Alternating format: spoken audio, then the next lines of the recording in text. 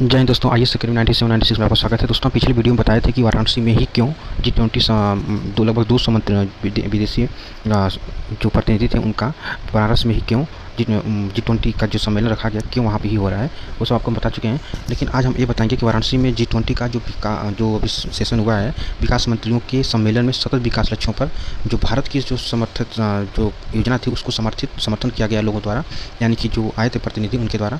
तो इसमें देखते हैं डेवलप मिनिस्ट्री और मीटिंग इसमें हुई थी, ठीक है ना। इसमें लगभग 200 लोग आए थे। देखिए, वाराणसी में G20 विकास मंत्रियों के सम्मेलन में G20 देशों द्वारा सतत विकास लक्ष्यों पर प्रगति में तेज़ी लाने के लिए भारत द्वारा प्रस्तुत महत्वाकांक्षी 7 वर्षीय कार्य योजना को अपनाया हुआ है। इसने एक अन्य दस्तावेज को भी अपनाया जिसका उद्देश्य जलवायु न्यूनीकरण के पूरक के लिए अस्थायी जीवन शैली के लिए सहयोगी और साझेदारी को बढ़ावा देना इसका लक्ष्य था, ठीक है। उसमें और देखिए, इसमें विकास जो मंत्री द्वारा अपनाए गए परिणाम और दस्तावेज लगभग 9 और 10 सितंबर को नई दिल्ली में आयोजित होने वाले समूह के शिखर सम्मेलन में G20 नेताओं द्वारा विचार के लिए प्रस्तुत किए जाएंगे, ठीक है। उसके बाद देखिए, भारत ने जो G20 वर्तमान में अध्यक्ष कर रहे हैं, अध्यक्ष के रूप में जो भारत है इसकी अध्यक्षता कौन किया था, बता सकते हैं? कमेंट करके बताइएगा कि वाराणसी में G20 का जो सम्मेलन हुआ है इसकी अध्यक्षता कौन किया था, ठीक। उसका नाम लिख के बताइए कमेंट बॉक्स में। तो अध्यक्ष के रूप में इसका सम्मेलन की मेज़बानी की है भारत तो किया है, लेकिन भारत के किस मंत्रिमंडल या मंत्री के सदस्य ने किया है, मंत्री किए हैं, ठीक, ये बताइएगा, ठीक।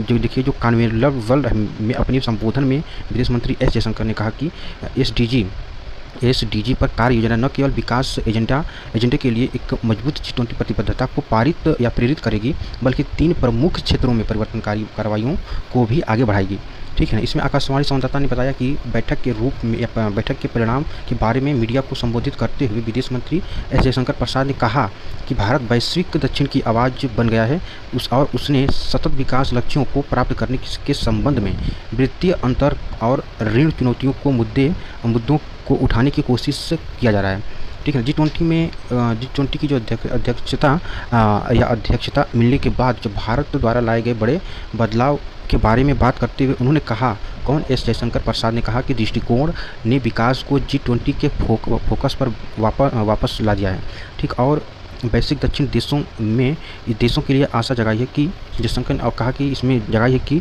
ताकि और अच्छे से विकास हो, ताकि इनकी जो ग्रोथ है वो इकोनॉमी और आगे बूस्ट करें, ठीक। जयशंकर ने कहा कि भाग लेने वाले प्रतिनिधियों ने प्रधानमंत्री श्री नरेंद्र मोदी के संबोधन का स्वागत किया, जो एसडीजी और जलवायु परिवर्तन से संबंधित मुद्दों में व्यक्तिगत रूप में शामिल है।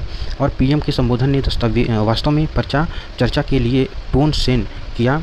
ऐतिहासिक सारनाथ का भ्रमण करने के बाद आज प्रतिनिधि देश के सम्मान के लिए अब रवाना हुए, समझिए।